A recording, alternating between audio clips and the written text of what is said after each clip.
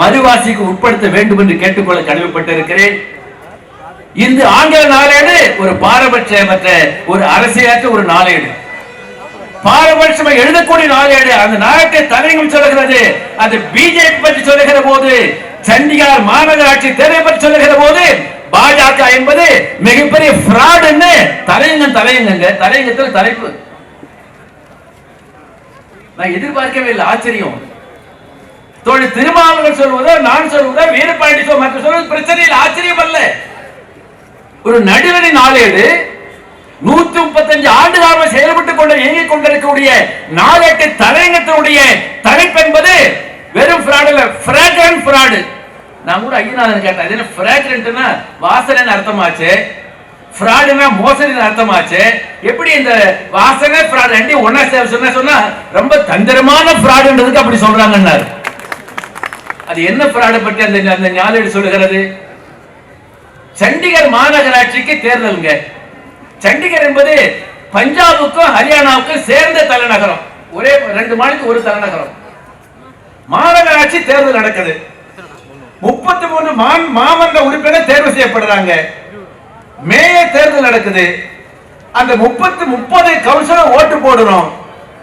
ஓட்டு போட்டு முடிச்சாங்க. அது ஓட்ட என்ற தேர்தல் அதிகாரி என்ன செய்யறாருன்னா, இது ஆம் ஆத்மிக்கு போட்ட 8 ஓட்டு செல்லாது, செவஞ்சி போச்சு, பிஜேபி மேயரா ஜெயிச்சாருன்னு அறிவிச்சிட்டார். காங்கிரஸ் கட்சியும் ஆம் ஆத்மி இணைந்து மேயர் தேர்தலில் ஒரு வேட்பாளர் நிறுத்தி போட்டியிடுறாங்க. எல்லாருக்கும் ஆச்சரியம், ஐயா பிஜேபிக்கு கவுன்சிலரே கிடையாது, எப்படி 8 ஓட்டு செல்லாதுன்னு சொல்லலாம்? அந்த ஓட்டு செதஞ்சு போச்சு, அது வந்து இன்வாலிட் என்று தேர்தல் அதிகாரி சொல்றாருன்னு சொல்லி அவங்க சுப்ரீம் கோர்ட் வழக்கு போனாங்க. அந்த தலைமை நீதிபதி 3 கொண்ட குழு என்ன பண்ணிச்சுன்னா, நீ ஓட்டு பெட்டியை தூக்கிட்டு வா, அந்த தேர்தல் அதிகாரி அழைச்சிட்டு வா, நீ எடுத்த வீடியோ கொண்டு வான்னு சொல்லிட்டாரு. உச்ச நீதிமன்றத்தில் எல்லாரும் வழக்கறிஞர் முன்னிலையில, நீதிபதி முன்னிலையில அந்த ஓட்டு பெட்டியை திறந்து என்ன பார்க்க ஆரம்பிக்கிறாங்க. அந்த மோசடி தேர்தல் அதிகாரிக்கு கைகால் நடுக்குது. ஏன் அவனுக்கு நடுக்குதுன்னா, அவன் நடுக்குது, வேர்த்து விருத்து போச்சு. காரணம் என்னன்னா, அப்புறம் தான் எடுத்து பார்த்தா தெரியுது, எந்த ஓட்டு சிதைக்கப்படல, செல்லாத ஓட்டு கிடையாது. ஆனா தேர்தல் அதிகாரி மோசடியாக ஒரு ஃப்ராடாக ஆம் ஆத்மிக்கு போட்ட 8 ஓட்டை வந்து செல்லாத அறிவிச்சு பிஜேபி வெற்றின்னு அங்க வந்து அறிவிச்சிட்டார். இந்த ஏற்பாட்டை பண்ண பிஜேபி தலைவர் நட்டா என்ன பண்ணாருன்னா, கொஞ்சம் யோசிக்க வேண்டாமா? ஃப்ராடு நடந்ததை தெரிஞ்சுக்க வேண்டாமா? உடனே அறிவிச்சாரு, இந்த சண்டிகர் மாநகராட்சியுடைய மேற்கு பாஜக வெற்றி இருக்கிறது, இது மோடிக்கு கிடைத்த வெற்றின்னு அறிவிச்சிட்டார். அதை விட பெரிய ஃப்ராடு ஒரு 2 நாள் 3 நாள் உடனே பிஜேபி சார்பா ஆஜரான வக்கீல் எத்தனை கேட்டான், ஆமாங்க வாக்கு எண்ணிக்கை சரியில்லை, மோசடி இழந்து போச்சு, மறு வாக்கு எண்ணிக்கைன்னு கேட்டான். எவ்வளவு கிரிமினல் பாருங்க. நீதிபதி யோசனை பண்ணாங்க, ஏன் மறு வாக்குப்பதிவு கேட்கிறான், ஏதோ சூட்சம் இருக்கு. அடுத்து பத்திரிகை செய்தி வருது, ஒரு 3 ஆம் ஆத்மி கவுன்சிலர் பாஜக விலை கொடுத்து வாங்கிட்டான். அடுத்து மறு வாக்குப்பதிவு ஆரம்பிச்சாச்சுன்னா அந்த 8 கவுன்சிலரை பாஜக விலை கொடுத்து வாங்கிவான். ஆக தேர்தல் மோசடி பண்ணுவான்னு சொல்லி நீதிபதி இனி வந்து மறு வாக்குப்பதிவுக்கு இடமில்ல. 30 ஓட்டு போட்டது பெட்டிக்குள்ள இருக்கு, ஓட்டு போட்டு வீடியோ எடுத்திருக்காங்கன்னு சொல்லி கடைசியாக நீதிபதிகள் முன்னதாக, வழக்கறிஞர்கள் முன்னதாக அந்த ஓட்டு எண்ணி 8 ஓட்டு செல்லத்தக்க ஓட்டு தான், செல்லாத ஓட்டு ஏற்றுக்கொள்ள முடியாது என்று முடிவு பண்ணி அங்கே பாஜக வெற்றி என்பது மோசடியானது, ஆம் ஆத்மி வெற்றி பெற்றதாக சண்டிகர் மாநிலத்தை சண்டிகர் அறிவிச்சாங்களே, அப்படிப்பட்ட மிகப்பெரிய மோசடி, அந்த மோசடி பேர் வழிகளை நாம் சந்திக்க இருக்கிறோம் தேர்தல். நண்பர்களே, இந்த ஒப்புகை சீட்டை பற்றி விளக்கமாக திருமாவளவன் பேச இருக்கிறார்கள், அதுக்கு அதிகமாக சொல்ல விரும்பவில்லை. எப்படிப்பட்ட மோசடி பேர் வழிகள்! சில தினங்களுக்கு உச்ச நீதிமன்றம் அந்த 2017ஆம் ஆண்டு பாஜக உருவாக்கிய அந்த தேர்தல் நிதி பத்திர அந்த நிதி வழங்கக்கூடிய திட்டம் இருக்கிறத அம்பலப்படுத்தி தீர்ப்பு வந்திருக்கிறது. அவங்க செஞ்சு நினைச்சு பார்த்தா எப்படிப்பட்ட கிரிமினல்ஸ் பாஜக.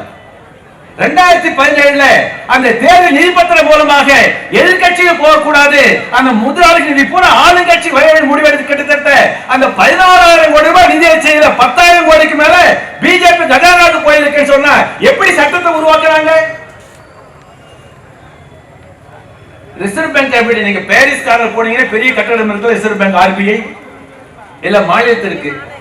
அந்த ரிசர்வ் பேங்க் இந்தியா எப்படி செயல்பட வேண்டும் என்று வெள்ளக்காரங்க தான் சட்டத்தை உருவாக்கினாங்க.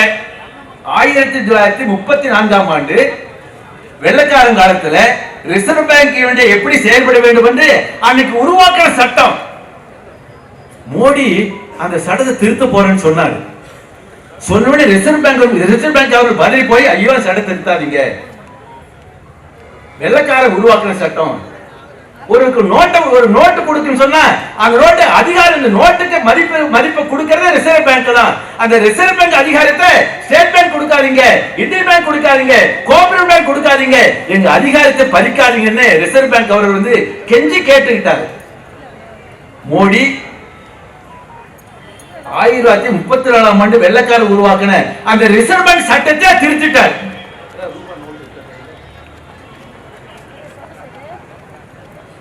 எப்படி ஃப்ராட் பாருங்க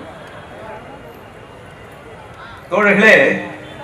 ரிசர்வ் பேங்க் என்ன சொன்னார்னா, இந்த நோட்ல ஒரு வாசகம் எழுதி நான் கையெழுத்து போட்டிருக்கிறேன், ரிசர்வ் பேங்க் அவர் நான் கையெழுத்து போட்டிருக்கிறேன், இந்த அதிகாரம் எனக்கு மட்டும்தான் இருக்கு, இந்த அதிகாரத்தை வேற யாரும் கொடுத்துடாதீங்க. என்ன அதிகாரம்? I promise to pay the bearer sum of 500 rupees. இந்த நோட்டு யாரிடம் இருக்கிறதோ அவருக்கு 500 ரூபாய் நான் தருவதாக உறுதி அளிக்கிறேன். 5 ரூபாய், 10 ரூபாய், 20 ரூபாய், 50 ரூபாய், 100 ரூபாய், 500 ரூபாய், 1000 ரூபாய்னா அவர் என்ன பண்றாரு? இந்த உறுதி அளிக்கக்கூடிய அதிகாரம் என்பது ரிசர்வ் பேங்கை தவிர வேற யாருக்கும் இருக்கக்கூடாது. என் அதிகாரத்தை பறிச்சிடாதீங்க, நீங்க போட்ட சட்டம் இல்ல, வெள்ளக்காரன் காலத்துல போட்ட சட்டம் மாத்தாதீங்கன்னு கெஞ்சி கேட்டாரு. ஆனா மோடி என்ன பண்ணிட்டாருன்னு சொன்னா, அந்த 1934 உருவாக்கின அந்த ரிசர்வ் பேங்க் சட்டம், அந்த சட்டத்தை திருத்தி உனக்கல்ல அதிகாரத்தை மாத்திட்டார். ரிசர்வ் பேங்க் சட்டத்தை திருத்தி 500 ரூபாய் நோட்டை கொடுத்து இந்த உறுதி எடுக்கிறான்னு சொன்னா ரிசர்வ் பேங்க்ல யாரெல்லாம் பண்ணலாம். ஒரு திருத்தமாச்சா? அடுத்து கம்பெனி ஆக்ட், எம்ஆர்எஃப் கம்பெனியா, லைலண்ட் கம்பெனியா, சிம்சன் கம்பெனியா, டிவிஎஸ் கம்பெனி, கம்பெனி முதலாளிகள் யாருக்கா நன்கொடை கொடுக்கணும்னா அந்த அவங்க வர லாபத்துல 7% மேல லாபம் கொடுக்க கூடாதுன்னு இருக்குங்க கம்பெனி சட்டத்துல. ஆனா அந்த வரம்பை திருத்திட்டா மோடி திருத்த, அது ஏட சார் இஷ்டப்படி கொடுக்கிட்டு வாங்கிக்கலாமே, அந்த சட்டம் அந்த கம்பெனி ஆக்ட அதை திருத்தினாங்க. தேர்தல் ஆணையம் அன்னைக்கு ஒரு நல்ல ஆணையர் இருந்தார். இப்ப நீங்க வந்து ஒரு செக் மூலம் ஒரு அரசியல் கட்சிக்கு நிதி வருதுன்னு சொன்னா நம்ம தேர்தல் ஆணையத்துக்கு கணக்கு கொடுக்கறப்ப அந்த பட்டியல் போட்டு ராமசாமி 1 லட்சம் கொடுத்தாரு, குப்புசாமி 50,000 கொடுத்தாரு, அந்த பட்டியல் போட்டு கொடுக்கணும். நீங்க தேர்தல் ஆணையத்தினுடைய வெப்சைட்ல பார்த்தா பட்டியல் இருக்கும் வருஷம். ஆனா என்ன சட்டம் எடுத்தாங்கன்னா, ஒரு முதலாளி வந்து ஒரு கட்சி ஒரு அரசுக்கு நிதி கொடுத்தா அது தேர்தல் ஆணையம் கேட்க முடியாது, தேர்தல் அதிகாரம் இல்லைன்னு அந்த சட்டத்தையும் திருத்திட்டாங்க. கிரிமினலான வேலை. இத்தகைய மோடி ஆட்சியும் அமித்ஷா அளிக்கிறது என்பர்களே. இந்த மசோதா பார்லிமெண்ட் வரும்போது அன்னைக்கு வந்து ராஜ்யசபையில பிஜேபிக்கு மெஜாரிட்டி இல்லை, லோக்சபா மெஜாரிட்டி சட்டம் நிறைவேறிடும், ராஜ்யசபா நிறைவேறாது. அப்ப ராஜ்யசபா மெஜாரிட்டி இல்லாத காரணத்தால மோடி என்ன பண்ணான்னா, இது பணம் சம்பந்தப்பட்ட மசோதான்னு சொல்லி ராஜ்யசபைக்கு போகாமலேயே லோக்சபாவில் நிறைவேற்றிட்டாங்க. நண்பர்களே, அவளும் அம்பலப்பட்டு உச்சநீதிமன்றம் அளித்த தீர்ப்புல அம்பேத்கரை மேற்கோள் காட்டுகிறார்கள். உச்சநீதிமன்ற தீர்ப்பை மேற்கோள் காட்டுகிற போது அம்பேத்கர் அவர்கள் ஒருவருக்கு ஒரு ஓட்டுக்கு ஒரு மதிப்புன்னு சொல்லக்கூடிய அதை சிதைக்கக்கூடிய மோசடியான வேளையில் இந்த நிதி பத்திர இந்த சட்டம் வந்திருக்கிறது. ஆகவே இது ரத்து செய்யறது மட்டுமல்ல, என்ன உச்சநீதிமன்றம் சொல்லிட்டாங்க, ஸ்டேட் பேங்க் சொல்லிட்டாங்க, மரியாதையா தீர்ப்பளிச்ச 3 வாரத்துக்குள்ள 15 நாளைக்குள்ள இந்த பட்டியல் போற எலெக்ஷன் கமிஷன் கொடுத்துரு.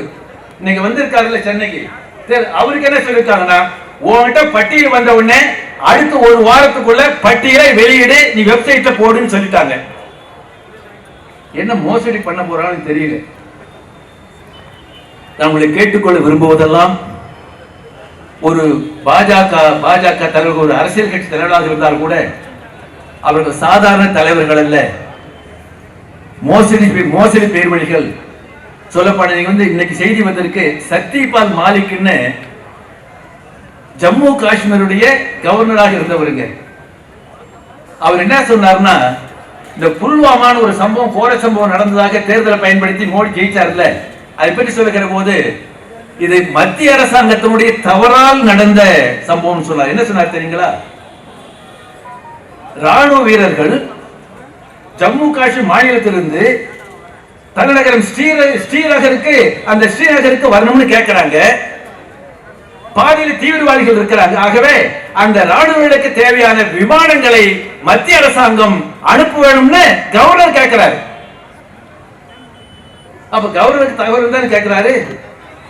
ஒரு 150 கிலோமீட்டர் ராணுவர்கள் நீங்க லாரியில வந்தாங்க சொன்னா தீவிரவாதி குண்டு வச்சிருவான், செத்துருவாங்க, பாதிப்பு ஏற்பட. ஆகவே லாரியில வர வேண்டாம், வாகனத்தில் வேண்டாம், விமானத்தை அனுப்புங்க, விமானத்தை அனுப்புங்க கவர்னர் சொல்றாருங்க.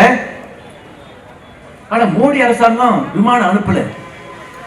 அவங்க லாரியில வந்தாங்க, புல்வாம் விபத்தாச்சு. அப்பதான் சொல்றாரு, இந்த ராணுவர்கள் இறந்ததற்கு பொறுப்பேற்க வேண்டியது மத்திய அரசாங்கம் மோடி என்று அந்த சத்யபால் மாலிக் ஒரு பத்திரிகை கொடுத்து சொல்லிட்டார். நேற்று போல அவர் வீட்டுல ரெய்டு சிபிஐ நடந்துகிட்டு இருக்கு. தோழர்கள் சொல்லிக்கொள்ள விரும்புகிறேன், பாஜக உண்மையான கூட்டணி கட்சிகள் அமலாக்கத்துறை சிபிஐ தான், மற்ற அரசியல் கட்சிகள் இல்ல. ஒரு ஆள் இதுல மீன்ஸ் போட்டான், நீங்க எல்லாருக்கும் பாரத ரத்னா கொடுக்கறீங்க, இந்த அமலாக்கத்துறைக்கு என்னைக்குதான் பாரத ரத்னா கொடுக்க போறீங்க, அவங்க உதவி செய்யறாங்க. இப்படிப்பட்ட ஒரு பாச தன்மை கொண்ட மோசடிக்காரர்கள் தலைமை தாங்கக்கூடிய அந்த பாஜக எதையும் செய்வார்கள். அப்படி எதையும் செய்வார்கள் வருகிற போது நாம் மக்களை திரட்டி மக்கள் ஆதரவோடு பாஜக தோற்கடிக்க வேண்டிய ஒரு வாய்ப்பு உருவாகி வருகிற போது அது இந்த மின்னணு வாக்கு இயந்திரத்தினால் கெட்டுவிடக் கூடாது. காலை செய்தி வந்திருக்கிறது, உத்தரப்பிரதேச காங்கிரசுக்கும் அது மிகப்பெரிய கட்சியாக இருக்கக்கூடிய அகிலேஷ் யாதவுக்கு ஒப்பந்தம் ஏற்பட்டிருக்கிறது. அங்கே காங்கிரஸ் 17 தொகுதிகளில் அந்த அகிலேஷ் சமாஜ்வாதி கட்சி 63 போட்டியிடுறாங்க. மத்திய பிரதேச அந்த சமாஜ்வாதி கட்சி ஒரு சீட்டு கொடுத்திருக்காங்க. இன்னைக்கு செய்தி வந்திருக்கிறது, குஜராத் மாநிலத்தில், ஹரியானாவில், கோவாவில், அந்த பஞ்சாப் எல்லா இடங்களிலும் காங்கிரசுக்கு ஆம் ஆத்மி உடன்பாடு ஏற்பட வாய்ப்பு இருக்கிறது. ஒட்டுமொத்தமாக தென் மாநிலங்களில் பாஜக ஜெயிக்க முடியாது. உத்தரப்பிரதேச ஒன்றுபட்டு இருக்கிறாங்க, மத்திய பிரதேச ஒன்றுபட்டு இருக்கிறாங்க, குஜராத்ல, டெல்லியில, ஹரியானா ஒன்றுபட்டு இருக்கிறாங்க. சொன்னா பாஜக வீழ்த்த முடியும் என்ற அந்த நம்பிக்கை உருவாகி வருகிற போது ஒரு மோசடி மூலமாக இந்த மின்னணு இயந்திரத்தை வைத்து அவர் வெற்றி பெற்றுவிடக் கூடாது என்ற காரணத்திற்காக மின்னணு இயந்திரத்தை முற்றாக நாம் மாற்ற முடியாது சொன்னால் கூட இங்கே பெரியவர்கள் சொன்னது போல அதை உத்தரவாதப்படுத்தக்கூடிய அடிப்படையில் ஒப்புகை சீட்டு இருக்கிறது. அந்த மின்னணுவில் கிடைக்கக்கூடிய வாக்குகளையும் ஒப்புகை சீட்டினுடைய வாக்குகளையும் இரண்டையும் எண்ணி பார்த்து பிறகுதான் முடிவை அறிவிக்க வேண்டும் என்பதோடு மட்டுமல்ல, எந்த சின்னத்திற்கு வாக்களிக்கிறோமோ அந்த வாக்களித்தவர் கண்ட்ரோல் யூனிட் ஒப்புகை சீட்டில் முரண்பாடு இருக்கக்கூடாது, வேறு மோசடிக்கு வழி இருக்கக்கூடாது அடிப்படையில் தான் இந்த காலையிலே தேர்தல் ஆணை சந்திக்கிற போது மார்க்சிஸ்ட் கம்யூனிஸ்ட் கட்சி சார்பாக தீர்மானம் கோரிக்கை வைத்தாரோ 100% ஒப்புகை சீட்டை முறை கொண்டு வரப்பட வேண்டும் என்ற அடிப்படையில் மார்க்சிஸ்ட் கம்யூனிஸ்ட் கட்சி மனு கொடுத்திருக்கிறது, வீரப்பு சிபிஐ மனு கொடுத்திருக்கிறது. அடிப்படையில் என்பர்களே, நாம் வரக்கூடிய தேர்தலிலே இங்கே மக்களை திரட்டுவது மட்டுமல்லாமல் அந்த தேர்தல் நடைபெறுகிற போது தேர்தல் ஆணையம் என்பது 100% ஒப்புகை சீட்டை அந்த அடையாள அடிப்படையாக வைத்தான் தேர்தல் முடிவு அறிவிக்க வேண்டும் என்று அறிவிக்க வேண்டும் என்று கோரக்கூடிய முக்கியமான கோரிக்கை வைத்து நடக்கக்கூடிய ஆர்ப்பாட்டத்தை மார்க்சிஸ்ட் கம்யூனிஸ்ட் கட்சி சார்பாக முழுமையாக ஆதரிப்பதோடு இந்த முழக்கத்தை நாங்கள் முன்னெடுத்து செல்வோம் என்று வாய்ப்புக்கு நன்றி விடைபெறுகிறேன். நன்றி, வணக்கம்.